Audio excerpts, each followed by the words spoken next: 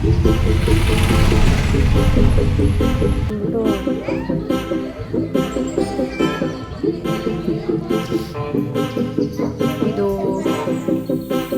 ಕಡಲೆ ಗುಚ್ಚಿಗೆ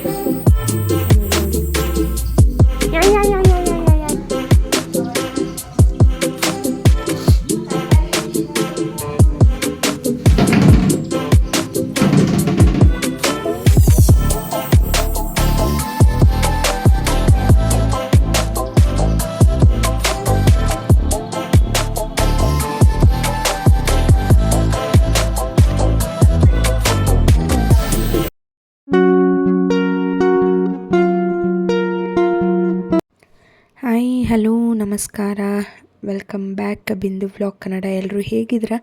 ನಾನು ಚೆನ್ನಾಗಿದ್ದೀನಿ, ನೀವು ಚೆನ್ನಾಗಿದ್ದೀರಾ ಅಂತ ಅಂದ್ಕೊಂಡಿದ್ದೀನಿ. ಇವತ್ತಿನ ವ್ಲಾಗ್ ಮಹಾಲಯ ಅಮಾವಾಸ್ಯೆ ಇಂದಿನ ದಿನ ಮತ್ತು ಮಹಾಲಯ ಅಮಾವಾಸ್ಯೆ ದಿನ ಆಗಿರುತ್ತೆ. ಸಾರಿ ಫ್ರೆಂಡ್ಸ್, ಲೇಟಾಗಿ ಅಪ್ಲೋಡ್ ಮಾಡ್ತಾಯಿದ್ದೀನಿ. ಬಿಕಾಸ್ ನಂದು ವಾಯ್ಸು ಫುಲ್ಲು ಕಂಪ್ಲೀಟ್ಲಿ ಅಂದರೆ ಅಷ್ಟು ಮಾತಾಡೋಕ್ಕಾಗ್ತಿರ್ಲಿಲ್ಲ. ಮಾತಾಡ್ತಿದ್ದಂಗೆ ಸ್ವಲ್ಪ ಕೆಮ್ಮು ಜಾಸ್ತಿ ಆಗಿಬಿಡ್ತಾಯಿತ್ತು. ಅದಕ್ಕೋಸ್ಕರ ನಾನು ವಾಯ್ಸ್ ಓವರ್ ಕೊಡೋಕ್ಕಾಗಿರಲಿಲ್ಲ. ಇದು ಮಂಗಳವಾರ ಮಹಾಲಯ ಅಮಾವಾಸ್ಯೆ ಇಂದಿನ ದಿನ ಅಮ್ಮನ ಮನೆಗೆ ಆಟೋದಲ್ಲಿ ನಾನು, ಪಾಪು, ನನ್ನ ಮಗಳು 3 ಜನನೂ ಹೋಗಿದ್ವಿ. ಹಸ್ಬೆಂಡ್ಗೆ ಸೆಕೆಂಡ್ ಶಿಫ್ಟ್ ಇರೋದರಿಂದ ಕಾರಣ ಹಾಗೆ ಸ್ವಲ್ಪ ಅವನು ಜೋಗುಲ ಆಡಿಸಿ ಹಾಗೆ ಮಾತಾಡಿಕೊಂಡು ಸ್ವಲ್ಪ ಹೊತ್ತು ಹಾಗೆ ಟೈಮ್ ಸ್ಪೆಂಡ್ ಮಾಡಿ ರಾತ್ರಿ ಊಟಕ್ಕೆ ಇಲ್ಲಿ ಗೊಜ್ಜು ಅಂದರೆ ನಿಮಗೆ ಗೊತ್ತೇ ಇರುತ್ತೆ, ಹುಣಸೆಹಣ್ಣು ಹುಳಿ, ಒಣಮೆಣ್ಸಿನ್ಕಾಯಿ, ಅದಕ್ಕೆ ಸ್ವಲ್ಪ ಬೆಳ್ಳುಳ್ಳಿ, ಕೊತ್ತಂಬರಿ ಸೊಪ್ಪು ಅದನ್ನೆಲ್ಲ ಹಾಕಿ ಹುಣಸೆಹಣ್ಣು ಗೊಜ್ಜು ಕಲಿಸ್ತಾರೆ. ಅದನ್ನು ಅಮ್ಮ ನನಗೆ ಕಲಿಸ್ಕೊಟ್ಟಿದ್ರು. ಓನರ್ ಮನೆ ಊಟಕ್ಕೆ ಕೇಳಿದರು. ಅಮ್ಮ ಮತ್ತು ಮಗಳು ಇಬ್ಬರು ಹೋಗಿದ್ದರು, ನಾನು ಹೋಗಿರಲಿಲ್ಲ. ಅಮ್ಮ ಅದಕ್ಕೆ ಗೊಜ್ಜು ಕಲಿಸ್ಕೊಡು ಅಂತ ಹೇಳಿದೆ, ಅದಕ್ಕೆ ಗೊಜ್ಜು ಕಲಿಸ್ಕೊಟ್ಟಿದ್ರು. ತುಂಬಾ ಚೆನ್ನಾಗಿರುತ್ತೆ ಬಿಸಿ ಅನ್ನಕ್ಕೆ ಎಲ್ಲ. ನೀವು ಒಂದ್ಸರಿ ಟ್ರೈ ಮಾಡಿಲ್ಲ ಅಂದರೆ ಟ್ರೈ ಮಾಡಿ. ತುಂಬಾ ರಚ್ಚೆ ಮಾಡ್ತಿದ್ದ, ಅದಕ್ಕೋಸ್ಕರ ಆಲ್ರೆಡಿ 10:15 ಆಗಿಬಿಟ್ಟಿತ್ತು. ಅಮ್ಮ ಅವನಿಗೆ ದೃಷ್ಟಿ ತೆಗೆದಾಕ್ತಾಯಿದ್ರು. ಎಲ್ಲೂ ನಿಂತಿದ್ದ ಕಡೆ ನಿಲ್ಲಲ್ಲ, ಕೂತಿದ್ದ ಕಡೆ ಕೂರಲ್ಲ, ಸಿಕ್ಕಾಪಟ್ಟೆ ತೀಟೆ ಆಗಿಬಿಟ್ಟಿದ್ದಾನೆ. ನಾವು ಎಲ್ಲ ಊಟ ಎಲ್ಲ ಮುಗಿಸ್ಕೊಂಡು ಮಲ್ಕೊಂಡ್ವಿ. ಇದು ಬುಧವಾರದ ಬೆಳಗ್ಗೆ ಮಹಾಲಯ ಅಮಾವಾಸ್ಯೆ ವಿಡಿಯೋ. ಅಂದರೆ ಅಮ್ಮನ ಮನೆ ಹೇಗೆಲ್ಲ ಮಹಾಲಯ ಅಮಾವಾಸ್ಯೆನ ಆಚರಿಸ್ತಾರೆ ಮತ್ತು ಹೇಗೆಲ್ಲ ಎಡೆ ಇಡ್ತಾರೆ, ಕಂಪ್ಲೀಟ್ ಟುಡೇ ಫುಲ್ ಡೇ ವ್ಲಾಗ್ನ ನಾನು ನಿಮ್ಮ ಜೊತೆ ಶೇರ್ ಮಾಡಿದ್ದೀನಿ. ಬುಧವಾರ ಅಮ್ಮ ಇಡ್ಲಿ ಮಾಡಿದರು. ನನಗೆ ಅಮ್ಮ ಮಾಡೋ ಇಡ್ಲಿ ತುಂಬಾ ಇಷ್ಟ ಆಗುತ್ತೆ. ಅವಳು ದಾವಣಗೆರೆ ಬೆಣ್ಣೆ ಮಸಾಲೆ ದೋಸೆನ ತರಿಸ್ಕೊಂಡಿದ್ಲು. ಹಸ್ಬೆಂಡ್ ಊರಿಗೆ ಹೋಗ್ತಾಯಿದ್ರು, ಯಾಕಂದರೆ ಊರಲ್ಲಿ ಹಬ್ಬ ಮಾಡ್ತಾರೆ. ಈ ನಮ್ಮ ಮನೇಲಿ ಹಬ್ಬನ ಮಾಡಿಲ್ಲ, ಯಾರಿಗೂ ಎಡೆ ಇಡೋಲ್ಲ. ಅದಕ್ಕೋಸ್ಕರ ನಾನು ಅಮ್ಮನ ಮನೆಗೆ ಬರ್ತೀನಿ, ಅವ್ರ ದೊಡ್ಡಪ್ಪನ ಮನೆ ಅಂದರೆ ಊರು ನಾನು ನಿಮ್ಗೆ ಆಲ್ರೆಡಿ ತೋರಿಸಿದ್ದೀನಲ್ಲ, ಅಲ್ಲಿಗೆ ಹೋಗ್ತಾರೆ. ಅಮ್ಮ ಒಡೆಗೆ ಅಂತ ರುಬ್ಕೊತಾಯಿದ್ರು. ಟೈಮ್ ಆಲ್ರೆಡಿ 12:30 ಆಗಲಿಕ್ಕೆ ಬಂದಿತ್ತು. ನಾನು ಕೂಡ ಅವನಿಗೆ ಸ್ವಲ್ಪ ಫೀಡ್ ಮಾಡಿಸಿ ಸ್ವಲ್ಪ ಟಿಫನ್ ತಿನ್ನಿಸಿ ಮಲಗಿಸಿದ್ದೆ. ಆಮೇಲೆ ಅವನು ಸ್ವಲ್ಪ ನಿದ್ದೆ ಕಡಿಮೆ ಮಾಡಿಬಿಟ್ಟಿದ್ದಾನೆ, ಸಿಕ್ಕಾಪಟ್ಟೆ ಸಣ್ಣ ಆಗಿಬಿಟ್ಟಿದ್ದಾನೆ. ಚೆನ್ನಾಗೇ ಇದ್ದ, 10 ತಿಂಗಳಾದಮೇಲೆ ಯಾಕೋ ಸಿಕ್ಕಾಪಟ್ಟೆ ಸಣ್ಣ ಕಾಣಿಸ್ತಾನೆ. ಯಾಕಂದರೆ ತುಂಬ ತೀಟೆ, ತುಂಬ ಓಡಾಡ್ತಾನೆ, ಎಲ್ಲೂ ಕೂತಿದ್ದ ಕಡೆ ಕೂರಲ್ಲ. ಸಾಂಬಾರಿಗೆ ನಾನಿಲ್ಲಿ ಎಲ್ಲ ತರಕಾರಿನ ರೆಡಿ ಮಾಡ್ಕೊತಾ ಇದ್ದೆ. ಅಂದರೆ ತರಕಾರಿಗಳನ್ನೆಲ್ಲ ಹೆಚ್ಚಿಟ್ಕೊಳ್ಳೋದು, ಸೊಪ್ಪುಗಳೆಲ್ಲ ಬಿಡಿಸಿಟ್ಕೊಳ್ಳೋದು, ಅದನ್ನೆಲ್ಲ ಮಾಡ್ಕೊಂಬಿಟ್ರೆ ಅಡುಗೆ ಸ್ವಲ್ಪ ಈಸಿ ಆಗುತ್ತೆ ಅಂತ ಎಲ್ಲ ಸಾಂಬಾರಿಗೆ ಅಡುಗೆಗೆ ಎಲ್ಲ ರೆಡಿ ಮಾಡ್ಕೊತಿದ್ದೀವಿ. ಇದು ಅಮ್ಮ ಒಡೆಗೆ ಅಂತ ಎತ್ತಿಟ್ಕೊಂಡಿದ್ದಾರೆ. ಒಡೆಗೆ ಮಾಮೂಲಿ ಇದೆಲ್ಲ ಹಾಕ್ಕೊತಾರೆ: ಈರುಳ್ಳಿ, ಮೆಣಸಿನ್ಕಾಯಿ, ಬೆಳ್ಳುಳ್ಳಿ, ಕರ್ಬೇವಿನ ಸೊಪ್ಪು, ಸ್ವಲ್ಪ ಪುದೀನ, ಇದು ಸ್ವಲ್ಪ ಕೊತ್ತಂಬರಿ ಸೊಪ್ಪಿದೆ, ಸ್ವಲ್ಪ ಪುದೀನ ಸೊಪ್ಪಿದೆ. ಇದು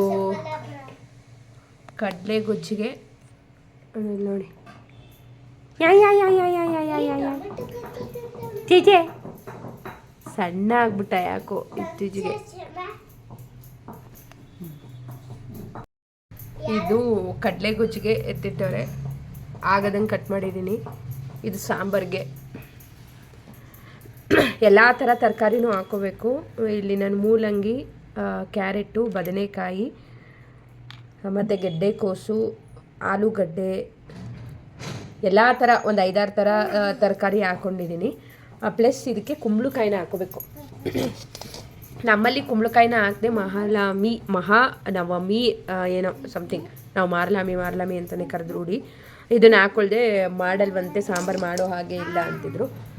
ಸ್ವಲ್ಪ ಬಜ್ಜಿ ಮೆಣಸಿನ್ಕಾಯಿ ಇದೆ, ಇದೆಲ್ಲ ಸಾಯಂಕಾಲ ಮಾಡ್ಕೊಳ್ಳೋಣ ಅಂತ. ಟೈಮ್ ಈಗ ಬಂದು ಈಗ 1:15. ಅವನಿಗೆ ಸರಿ ಮಾಡಿ ತಿನ್ನಿಸ್ಬೇಕು. ನಮ್ಮಮ್ಮ ಒಡೆಗೇನೋ ಕಾಳು ರುಬ್ಕೋತವ್ರೆ. ಇದೆಲ್ಲ ಎತ್ತಿಟ್ಬಿಡು ಅಪ್ಪು ಇದನ್ನೆಲ್ಲ. ಏನಾಯಿತು ಗುಡ್ಡಿ ಟೊಮೆಟೊ? ಯಾಕೋ ಸಿಕ್ಕಾಪಟ್ಟೆ ಸಣ್ಣ ಆಗ್ಬಿಟ್ಟ. ತುಂಬಾ ಚೆನ್ನಾಗಿದ್ದ. 10 months ಕಂಪ್ಲೀಟ್ ಆಗೇ ಆಯಿತು, ನೋಡೋಕ್ಕೆ ಆಗಲ್ಲ. ಸಿಕ್ಕಾಪಟ್ಟೆ ವೆಯ್ಟ್ ಲಾಸ್ ಆಗ್ಬಿಟ್ಟವನೇ, ಹುಷಾರು ಬೇರೆ ಇರಲಿಲ್ಲ. ಓ ಟೊಮೆಟೊದಿಂದ ಎಲ್ಲಾರ್ದು ಸ್ನಾನ ಆಯಿತು. ನಂದು ಅವಳದು ಅವನದೊಬ್ಬನ ಸ್ನಾನ ಮಾಡಿಸ್ಬೇಕು. ಎಲ್ಲ ಹೆಚ್ಚಿಟ್ಕೊಂಡು ಸ್ನಾನ ಮಾಡಿದ್ದೀವಿ. ಇನ್ನೂ ಯಾರು ರೆಡಿ ಆಗಿಲ್ಲ. ಮಾಡ್ಕೊಂಡಿದ್ದೀವಿ. ಎಡೆ ಇಡೋದು 7 ಗಂಟೆ 7:15 ಮೇಲೆ ಧೂಪ ಹಾಕೋದು. ನನ್ನ ಮೂಗ್ಬಟ್ಟು ಕೂಡ ಇವನೇ ಇದನ್ನು ಮಾಡಿಬಿಟ್ಟಿದ್ದಾನೆ. ಇದು ಸಿಕ್ಕಾಪಟ್ಟೆ ಪೇಯ್ನ್ ಆಗ್ತಿದೆ ನನಗೆ. ಬ್ಯಾಕ್ ತಿರುಪಿರುತ್ತಲ್ಲ ಅದನ್ನು ಹಾಕ್ಕೊಂಡಿದ್ದೀನಿ. ಫ್ರಂಟ್ದು ಇದಿಲ್ಲ, ಸಿಕ್ಕಾಪಟ್ಟೆ ನೋವುತ್ತಾ ಇದೆ. ತಗೊಬರ್ಬೇಕು. ಅದಕ್ಕೆ ಹೋಗೋಕ್ಕೆ ಟೈಮ್ ಆಗ್ತಿಲ್ಲ. ನೋಡೋಣ, ನಾಳೆನಾದರೂ ತೊಗೊಬರ್ಬೇಕು. ಇಲ್ಲಾಂದರೆ ಹೋಲ್ ಮುಚ್ಚೋಗ್ಬಿಟ್ರೆ ಮತ್ತೆ ಕಷ್ಟ ನನಗೆ. ಸ್ವಲ್ಪ ಒಂದು 2 hours ಗ್ಯಾಪ್ ಇದ್ದಿದ್ದಕ್ಕೇ ಇದು ಒಳಗಡೆನೇ ಹಾಕೋಕ್ಕಾಗ್ತಿಲ್ಲ, ಅಷ್ಟು ನೋವಾಗ್ತಿದೆ. ಫಸ್ಟ್ ನಾಳೆ ಏನಾದರೂ ಮಾಡಿ ಒಂದು ಸ್ವಲ್ಪ ದಪ್ಪದೇ ತೊಗೊಬರೋಣ ಅಂತಿದ್ದೀನಿ. ನನಗೆ ಅಷ್ಟು ದಪ್ಪದ ಇಷ್ಟ ಆಗಲ್ಲ, ಮತ್ತು ನನಗೆ ಚೆನ್ನಾಗೂ ಕಾಣಿಸಲ್ಲ. ಎಲ್ಲರೂ ಅಂತಾರೆ ರಿಂಗು ತಗೋ ಮತ್ತು ದೊಡ್ಡದು ತಗೋ ಅಂತ. ನಾನು ಹಾಕಿ ನೋಡಿದ್ದೀನಿ, ನಂಗೆ ಚೆನ್ನಾಗಿ ಕಾಣಿಸ್ತಿರೋದಕ್ಕೆ.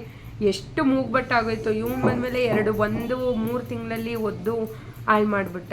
ಇವಾಗ ಹಿಂಗೆ ಅಲ್ಲಲ್ಲಿ ಕಿತ್ತು ಹಾಳು ಮಾಡಿಬಿಟ್ಟವನೆ. ಅವಳದ್ರಲ್ಲಿ ಒಂದು 2-3 ಒಟ್ಟು ಇದು 5ನೇದೋ 6ನೇದೋ ಮೂಗ್ಬಟ್ಟು. ನೋಡೋಣ ಇವತ್ತು ಹಬ್ಬ ಹೇಗೆಲ್ಲ ಹೋಗುತ್ತೆ, ಹೇಗೆಲ್ಲ ಮಾಡ್ತೀವಿ ಅಂತ. ನಮ್ಮ ಮನೆಯಲ್ಲಿ ಹೀಗೆ ಮಾಡೋದು. ನಾನು ನಮ್ಮಮ್ಮನ ಮನೆ ಹಬ್ಬಕ್ಕೆ ಬಂದಿರೋದು, ನಮ್ಮ ಮನೇಲಿ ಮಾಡೋಲ್ಲ.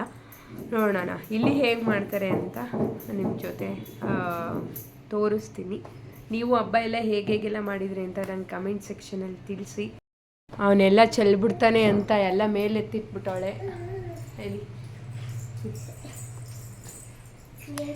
ಎಲ್ಲ ಮೇಲೆತ್ಬಿಟ್ಟವಳೆ. ಜಾಸ್ತಿ ಬರುತ್ತೆ. ಇವಾಗ ಅವನಿಗೆ ಸ್ವಲ್ಪ ಸರಿ ಮಾಡಿಬಿಟ್ಟು ಆಮೇಲೆ ಮಿಕ್ಕಿದ ಕೆಲಸ.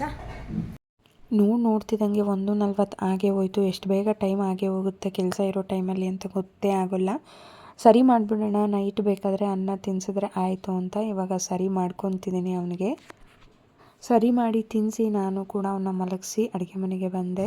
ವಡೆ ಎತ್ತಿಟ್ಕೊಂಡಿದ್ದೀವಿ. ಅಮ್ಮ ಎಲ್ಲ ಮಾಡಿಟ್ಕೊಂಡಿದ್ರು. ನಾನು ಸೊಪ್ಪನ್ನ ಕಲಸಿ ಎತ್ತಿಟ್ಕೊಂಡಿದ್ದೀನಿ. ವಡೆ ರೆಸಿಪಿ ಕೂಡ ನಾನು ಆ್ಯಡ್ ಮಾಡಿದ್ದೀನಿ. ಯಾರಾದರೂ ಇಂಟ್ರೆಸ್ಟ್ ಇದ್ದು ನಾನು ಯಾವ ರೀತಿ ಮಾಡ್ತೀನಿ ಅನ್ನೋದು ಬೇಕಿದ್ದರೆ ಪ್ರೀವಿಯಸ್ ಬ್ಲಾಗ್ ಚೆಕ್ ಮಾಡಿ. ಇದು ಪಾಯಸ.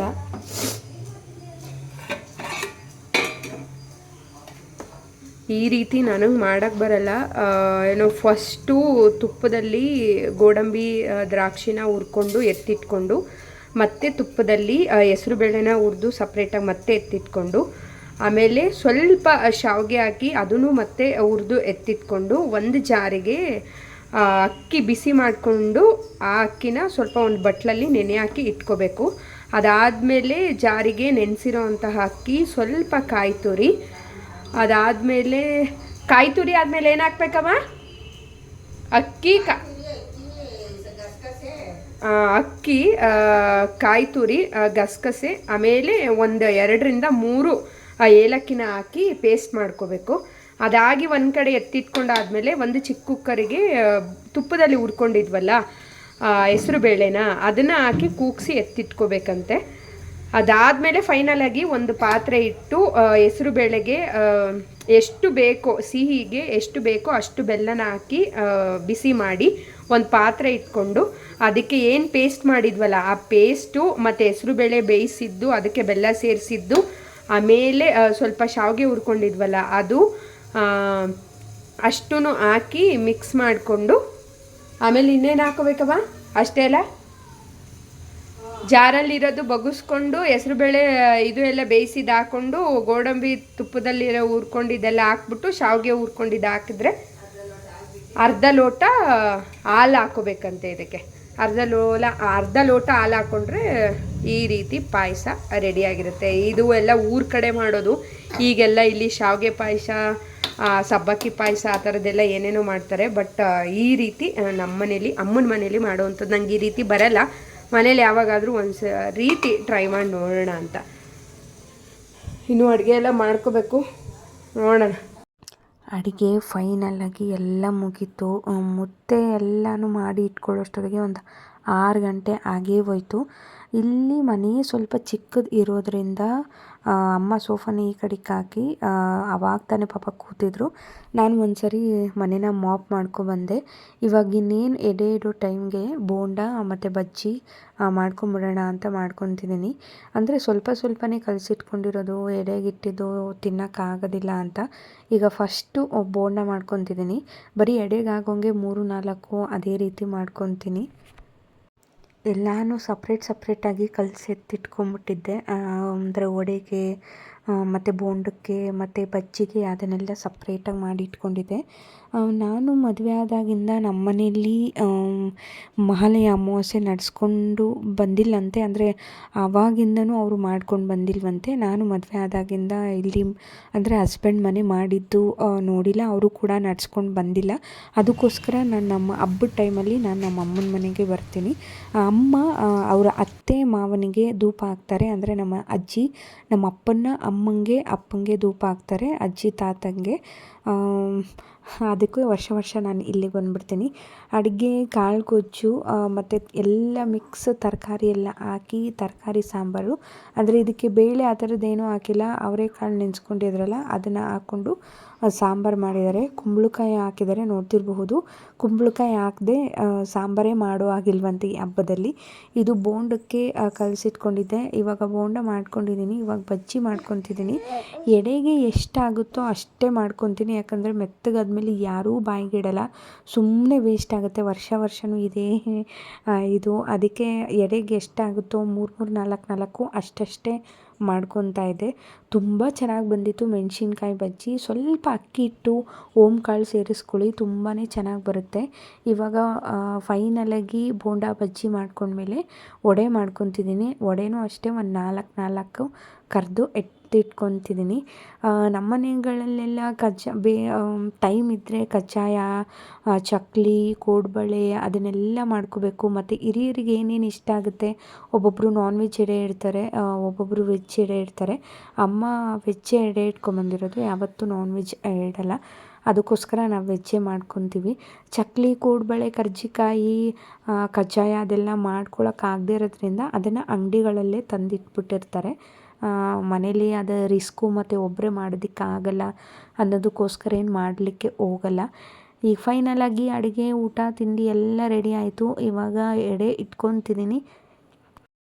ಟೈಮ್ ನೋಡ್ತಿರಬಹುದು, ಎಲ್ಲನೂ ರೆಡಿ ಮಾಡೋದಕ್ಕೆ 6:45 ಆಗೇ ಹೋಯ್ತು. ಎಷ್ಟು ಬೇಗ ಆಗುತ್ತೆ ಗೊತ್ತಾಗಲ್ಲ. ವರ್ಷ ನಾನೇ ರೆಡಿ ಮಾಡೋದು. ಅಮ್ಮ ಏನೇನು ಬೇಕೋ ಅದನ್ನು ಕೊಡ್ತಾರೆ, ಇನ್ನು ಮಿಕ್ಕಿದೆಲ್ಲ ನಾನೇ ಮಾಡ್ಕೊತೀನಿ. ಫಸ್ಟು ಮಹಾಲಯ ಅಮಾವಾಸ್ಯೆ ದಿನ ಯಾವ ಬಾಗಿಲಿಗೆ ರಂಗೋಲಿ ಹಾಕಲ್ಲ, ದೇವ್ರ ಮನೆಗೆ ದೀಪ ಹಚ್ಚಲ್ಲ, ದೇವ್ರ ಹೊಸ್ಲಿಗೂ ಕೂಡ ನಾವು ರಂಗೋಲಿನ ಹಾಕ್ಕೊಳ್ಳಲ್ಲ. ಮತ್ತು ದಕ್ಷಿಣ ಮುಖವಾಗಿ ಮತ್ತು ಯಾವ ರೀತಿ ನಡ್ಸ್ಕೊಂಬಂದಿರ್ತಾರೋ ಆ ಮುಖವಾಗಿ ಎಡೆ ಇಟ್ಟರೆ ಆಯಿತು. ಮತ್ತು ಅದ್ರ ಕೆಳಗಡೆನೂ ಯಾವ ರಂಗೋಲಿ ಏನು ಬಿಡಲ್ಲ. ಅಮ್ಮ ಕುಡ್ಲಿಡ್ತಾರೆ, ಆ ಕಡೆ ತಾತಂಗೆ, ಈ ಕಡೆ ಅಜ್ಜಿಗೆ ಬಟ್ಟೆಗಳನ್ನಿಡ್ತಾರೆ. ಆ ಬಟ್ಟೆ ಮೇಲೆ ಒಂದು ತಟ್ಟೆ ಇಟ್ಟು ಅದ್ರ ಮೇಲೆ ಅಕ್ಕಿ ಇಟ್ಟು ಅದ್ರ ಮೇಲೆ ಕಳಶನ ಹೂಡಿರ್ತಾರೆ. ಅಲ್ಲಿ ನಮ್ಮ ಅಜ್ಜಿಗೆ ಇಷ್ಟವಾಗಿರುವಂತಹ ಎಲೆ, ಅಡಿಕೆ, ಚಿಲ್ಲರೆ ಕಾಸು, ಹೊಗೆ ಸೊಪ್ಪು, ತಾತನಿಗೆ ಬೀಡಿ, ಬೆಂಕಿಪಟ್ಟಣ ಇಟ್ಟಿರ್ತಾರೆ. ಮತ್ತು ಒಂದು ತಾತನ ಹತ್ರ ಅಂದರೆ ತಾತನ ಎಡೆ ಹತ್ರ ಉಡ್ದಾರ, ಅಜ್ಜಿ ಎಡೆ ಹತ್ರ ಕರಿಮಣಿಗೆ ಹಾಕೊತಾರಲ್ಲ ತಾಲಿದಾರ, ಅದನ್ನೆಲ್ಲ ಹಾಕಿ ಎತ್ತಿಟ್ಕೊಂಡಿರ್ತೀವಿ. ಈಗ ಫೈನಲಾಗಿ ಎಲ್ಲ ರೆಡಿ ಮಾಡಿದ್ದೀನಿ. ದೀಪ ಮತ್ತು ನೀರು, ಚಕ್ಲಿ, ಕಜ್ಜಾಯ, ಹಣ್ಣು, ಚೋಚೋ, ಪಾಯಸ, ಕಡಲೆಗೊಜ್ಜು, ಬಾಳೆಹಣ್ಣು ಎಲ್ಲನೂ ಇಟ್ಟು ರೆಡಿ ಮಾಡಿದ್ದೀನಿ. ಅಡುಗೆ ಊಟ ಒಂದಿಡಬೇಕು ಅಷ್ಟೇ. ನಾನಾದರೆ ನೀಟಾಗಿ ಜೋಡಿಸ್ಕೊಬರ್ತೀನಿ, ಅಮ್ಮ ಅಷ್ಟು ನೀಟಾಗಿ ಜೋಡಿಸ್ಕೊಬರಲ್ಲ. ಹಣ್ಣು ಅಷ್ಟೇ ಪ್ರತಿಯೊಂದನ್ನು ಕಟ್ ಮಾಡಿ ಇಡಬೇಕು. ಜಾಸ್ತಿ ಇದ್ದರೆ ಒಂದು ಫ್ರೂಟ್ನ ಕಟ್ ಮಾಡಿಟ್ಟು ಇನ್ನು ಮಿಕ್ಕಿದೆಲ್ಲ ಹಾಗೆ ಇಟ್ಟು ನಡೆಯುತ್ತೆ. ಒಬ್ಬೊಬ್ರಿಗೂ ಸಪ್ರೇಟ್ ಅಂದರೆ ಅವ್ರಿಗೆ ಎಷ್ಟು ಇಟ್ಟಿರ್ತೀವಿ ಇವ್ರಿಗೂ ಅಷ್ಟೇ, ಅಂದರೆ 2 ಭಾಗವಾಗಿ ಇಡಬೇಕು. ಈಗ ನಿಮ್ಮ ಮನೆಗಳಲ್ಲಿ 3-4 ಎಡೆ ಇಟ್ಟರೆ 3-4 ಇಡಬೇಕು, ಒಬ್ಬೊಬ್ರಿಗೆ ಸಪ್ರೇಟ್ ಆ ಥರ. ಈಗ ಮುದ್ದೆ, ಅನ್ನ, ಸಾಂಬಾರು ಎಲ್ಲನೂ ಅಂದರೆ ಮಾಡಿದ್ದು ಮನೇಲಿ ಏನೇನು ಮಾಡಿದ್ದೀವಿ ಅದನ್ನೆಲ್ಲನೂ ಕೂಡ ಎಡೆ ಇಟ್ಕೊಂಡು ಈಗ ಫೈನಲಾಗಿ ಕಡ್ಡಿ ಅಂಟಿಸಿ ಪೂಜೆ ಮಾಡ್ಕೊತಿದ್ದೀವಿ. ಪೂಜೆ ಮಾಡಿಸೋ ಹೊತ್ತಿಗೆ ಆಲ್ರೆಡಿ 7:15 ಆಗೇ ಹೋಗಿತ್ತು. ಅಮ್ಮ ಒಂದು ತಟ್ಟೆ ಇಟ್ಕೊಂಡಿದ್ದಾರೆ, ವರ್ಷ ಅದರೊಳಗೆ ಚಿಪ್ಪು ಅದನ್ನೆಲ್ಲ ಕಾಯಿಸಿ ಧೂಪ ಹಾಕಿ ಕಾಯೆಲ್ಲ ಒಡೆದು ಫೈನಲಾಗಿ ಎಡೆ ಮೇಲೆ ಬಾಳೆ ಎಲೆನ ಮುಚ್ಚಿ ಎಲ್ಲರೂ ಮನೆಯಿಂದ ಹೊರಗಡೆ ಬರಬೇಕು. ಯಾರೂ ಮನೆ ಒಳಗೆ ಉಳ್ಕೊಳ್ಳೋ ಆಗಿಲ್ಲ. ಹಳೆ ಕಾಲದಲ್ಲಿ ಮಗು ಏನೋ ಮಲಗಿತ್ತು ಅಂತ ಹಿರಿಯರಿಗೆ ಎಡೆ ಹಾಕಿ ಆಚೆ ಬಂದು ಆ ಮಗು ತೀರೋಗಿತ್ತು ಎಂಬ ಕತೆ ಇದೆ. ಅದಕ್ಕೋಸ್ಕರ ಮನೆ ಒಳಗೆ ಯಾರೂ ಇರೋಂಗಿಲ್ಲ, ಹಿರಿಯರು ಬಂದು ಊಟ ಮಾಡ್ಕೊಂಡು ಹೋಗ್ತಾರೆ ಅನ್ನೋ ಒಂದು ನಂಬಿಕೆ. ನಾವು ಎಲ್ಲ ಪೂಜೆ ಮುಗಿಸ್ಕೊಂಡು ಒಂದು ಸ್ವಲ್ಪ ಹೊತ್ತಾದ್ಮೇಲೆ ಮನೆ ಒಳಗಡೆ ಹೋಗಿ ಎಲ್ಲನೂ ಸ್ವಲ್ಪ ಬಾಳೆ ಎಲೆ ಮೇಲೆ ಎಲ್ಲನೂ ಹಾಕ್ಕೊಂಡು ಅನ್ನ, ಸಾಂಬಾರು, ಕಾಳುಗೊಜ್ಜು, ಬೋಂಡ, ಬಜ್ಜಿ, ಪಾಯಸ ಎಲ್ಲನೂ ಹಾಕ್ಕೊಂಡು ಊಟ ಮಾಡಿಕೊಂಡೆ. ಇವತ್ತಿನ ನಮ್ಮನೆ ಮಹಾಲಯ ಅಮಾವಾಸ್ಯೆ ಹೀಗಿತ್ತು. ಎಲ್ರಿಗೂ ವಿಡಿಯೋ ಇಷ್ಟ ಆಗಿದೆ ಅನ್ಕೋತೀನಿ. ಇಲ್ಲಿಗೆ ವಿಡಿಯೋನ ಎಂಡ್ ಮಾಡ್ತಿದ್ದೀನಿ. ಮುಂದಿನ ವಿಡಿಯೋದಲ್ಲಿ ಸಿಗ್ತೀನಿ. See the next vlog. Love you all. Bye.